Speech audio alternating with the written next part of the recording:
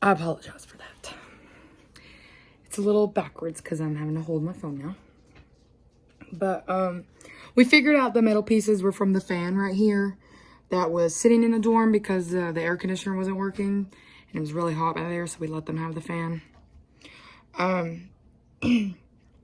Some more stories I've been through. The hangings, the medical emergencies, seizures are something we deal with a lot. So having that medical assistant or certified nursing assistant certification comes a long way in this field. You wouldn't expect it, but medical classes, I think, should be required in this field. Because we end up seeing a lot of things. So, I mean, it's good to know how to wrap a bandage around a big wound. We see metal faces coming through a lot. We see seizures happening a lot. We see strokes. I've had to deal with a stroke. Not a lot of people can tell the difference with a stroke, maybe from a heart attack or other things. It's good to know these things. You learn that in first responder classes. To do CPR and first aid, of course, we do get mandatory requirements, certifications every year with that. But the first responder and the certified nursing assistant comes a long way. They're not required to do that. I already have it, and it benefits me a lot in the jail. We have people of all ages coming in, so elders especially. I mean, I used to work at a nursing home. I've dealt with having to dress people. I've had to dress people in the jail, people with broke feet. I've helped them put their clothes on to be released to go to the emergency room. I've went to the emergency room with somebody, sat with them. I've helped bandage people's wounds up that's had staph or MRSA or holes about 1 inch wide and 2 inches deep. Not a lot of people know how to do that, and it's beneficial.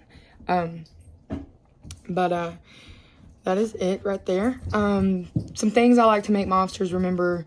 I always put it through their head. I always remind them every night.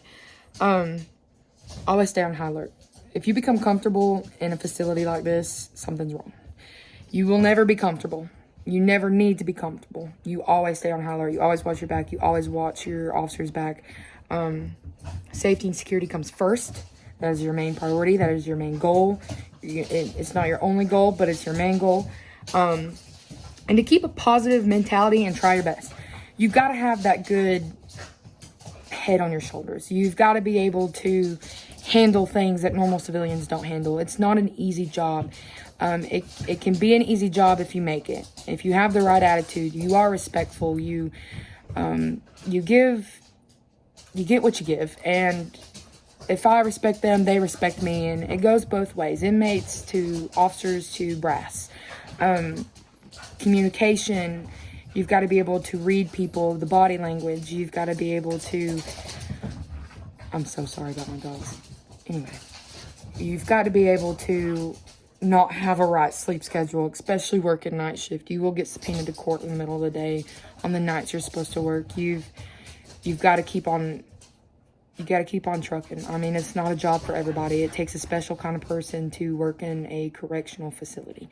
But I believe if anybody can do it, as long as you try, as long as you do your best, as long as you do your educational requirements, your trainings, read up on it, you know, anybody can do it if they put their heart into it. You got to have your heart into it. It's not an easy job. It's a rewarding job. It comes with its rewards sometimes.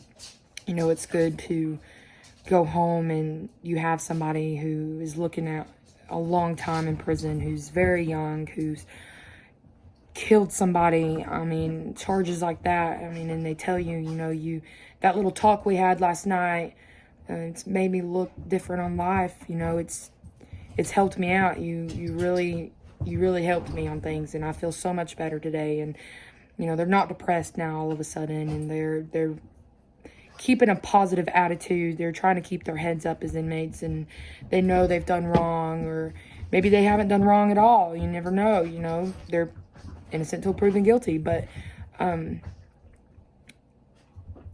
those are the rewards that I like. I like to help people. I'm not there to be their friend. I'm not there to be their enemy. I'm there to keep them on the right track as best as I can, make sure they're alive, make sure they're breathing, make sure they're not harmed, look out for them, look out for ourselves.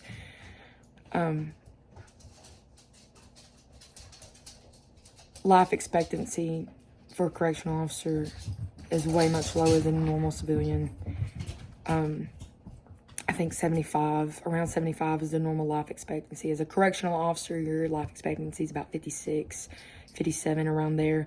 That's a huge difference. It's a stressful career, and it's not made for everybody. And there's not a lot of us out there anymore. It's very hard to get people to join in. There's been so many officers that's came through, and it's like, this just isn't for me. I can't handle it. And it's not like we that stay there isn't the same way. I mean, we have our ups and downs. We need to go outside and have a moment to ourselves. We need to smoke a cigarette. We need to take a break, go get some fresh air, think, have a couple minutes by ourselves, cry if you need to cry. I mean, you see so much, and nobody needs to see these kind of things, but somebody has to do the job. Anyway, I hope you liked it. If you have any questions, please email me. I've enjoyed school so much with you. It's literally been the best thing. I've never complained, and I probably never will, and I wish I could do it for the rest of my life, but I just don't have the time and money.